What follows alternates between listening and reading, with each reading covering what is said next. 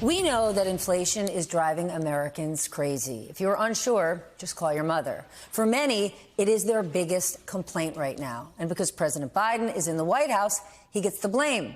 But over the last few months, one thing he has been pointing to is low gas prices. But unfortunately, if you look closer, recently, they have been steadily and quietly going up. Now, this is a common thing going into the summer. More people drive more. It pushes up demand. That is normal. But there are other reasons as well, ones that may be more deliberate, even political, like Saudi Arabia and Russia, continuing to cut oil production until June. And remember, when production is down, prices go up.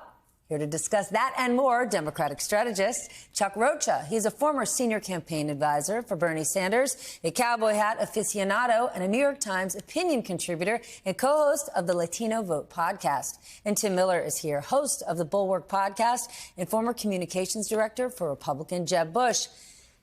Tim, the last thing that President Biden wants or needs is rising gas prices. But do you know who wants them? Saudi Arabia, Russia, and their best, Donald Trump. Should President Biden be explaining this to the American people? Because when they look at the price at the pump, they're not going to think about that. They're just going to say, what's going on? Why does my life cost so much? Damn, President. Yeah, I don't know how much explaining about OPEC is really going to do for the president politically. I know that Ron Klain, who was his previous chief of staff, was laser focused on this and every day was monitoring gas prices. I think there were some moves that they made with regards to the strategic oil reserve. And I think if there are other levers that he can pull, he should pull them. I think one of the biggest concerns I've had this year, I have several concerns this year, but one of the bigger ones was exactly what we're talking about now. I think it's pretty clear that MBS would rather have Donald Trump in the White House. Same with Putin, of course.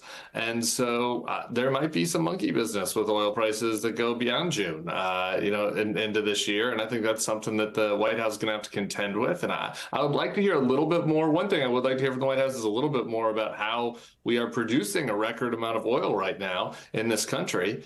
Sometimes it feels like maybe they're a little bit shy to want to admit that because they don't want to upset people on the progressive left, which I understand, but they've done a lot for climate. There's a good story to tell there, but I'd like to, hear the story as well on domestic oil production.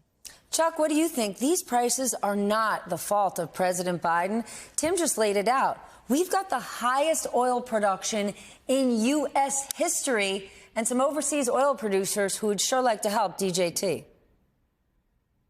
Let me be clear that the Republicans know how to use this and will use this against Joe Biden. One of the most brilliant, small political things I saw done that was very, very powerful last year was when I went to the pump, there was a little sticker of Joe Biden with a finger pointing. I did that. They were sticking it on gasoline pumps, saying he's the reason that the gas pump was so high. When I do focus groups all around the country, I'm still one of those old school political consultants who work on campaigns every single day. People talk about gas and groceries because no matter who you are, almost everybody in America every week has to buy gas and groceries. And to your point, Steph, when it goes up just a little bit, they're going to blame the person in charge, even if he has nothing to do. And OPEC and Russia and all of these things have to do. They're going to blame Joe Biden, and the other side knows. Chuck, speaking of higher prices, President Biden is now calling to triple the tariffs on Chinese steel, right? His goal is for us to use more American steel. But that also means we could see higher prices. How does he balance the two things? Well, I think going into an election year, this is a good narrative for him because what happens with these foreign companies is they dump these products on our shores for almost no cost at all. And everybody probably knows that in China, steel is subsidized. And what they're trying to do is hurt our market share. Steph, I know you get this more than anybody. It's not like gas and groceries. You don't see a spike immediately. It's something that happens over time. It's in constructions. It's built into costs of big buildings that still use steel. This is a great narrative for him, talking about things being made in America. It's one of the narratives that Donald Trump stole from us that we have to get back. And I think that's why you saw the president in Pittsburgh today speaking at the Steelworkers Union headquarters. President Biden also put out a new ad today all about American workers. Let's watch a piece. We listened to 4 years of Donald Trump talking about infrastructure because there was a lot of lip service with the previous administration. Joe Biden delivered on it. I see jobs coming to the area. I see infrastructure being fixed up. I see those policies working. We can strengthen our workforce in this country. That's what Joe Biden has done. You tell me an investment that the previous administration made that is even close to what Joe Biden has done. Chuck, do you think this will resonate with voters? Because it continues to be amazing that former President Trump is sort of able to peel off union workers who support him when President Biden has been more pro-union than almost any president I could think of.